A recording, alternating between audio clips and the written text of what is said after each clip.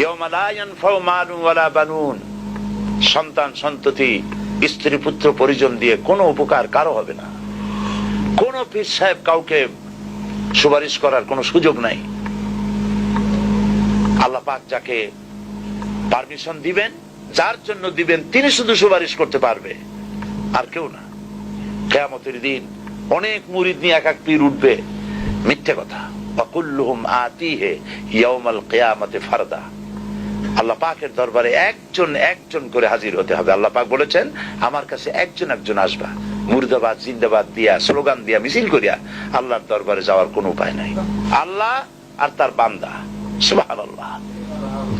আল্লাহ প্রশ্ন করবেন, বল এইসব কাজ করছিস কিনা?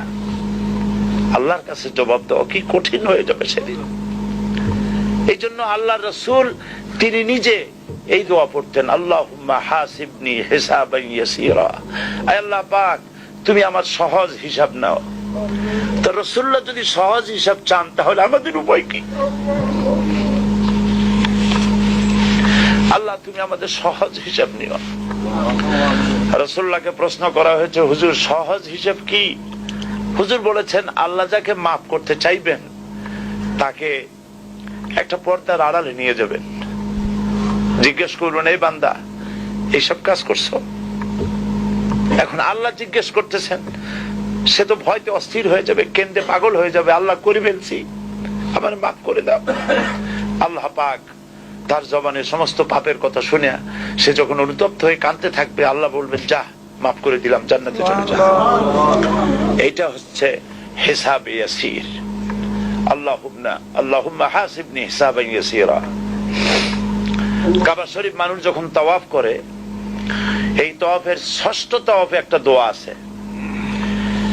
এই দোয়া আমি যখনই পড়ি আমি চোখের পানি রাখতে পারি না। ষষ্ঠ চক্কর একটি দোয়া আছে। দোয়াটা হচ্ছে, আল্লাহুম্মা ইন্না আলাইয়া হুকুকান কাসীরান ফীমা বাইনি ওয়া বাইনাক। আয় আমার রব, তোমার সাথে আর আমার সাথে অনেক দেনা পাওনা আছে, আর তোমার বান্দাদের সাথেও আমার অনেক দেনা পাওনা আছে।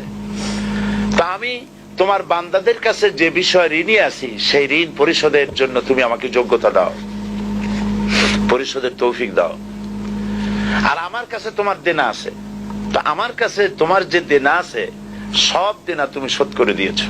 আমার চোখ দিয়েছো, মুখ দিয়েছো, কান দিয়েছো, স্বাস্থ্য দিয়েছো, বউ দিয়েছো, বাচ্চা দিয়েছো, টাকা দিয়েছো। আমার কাছে সৃষ্টি করে তোমার যা দেনা ছিল তুমি সব তো শোধ করে দিয়েছো, কিন্তু তোমার দেনা তো আমি কিছুই শোধ করতে পারি।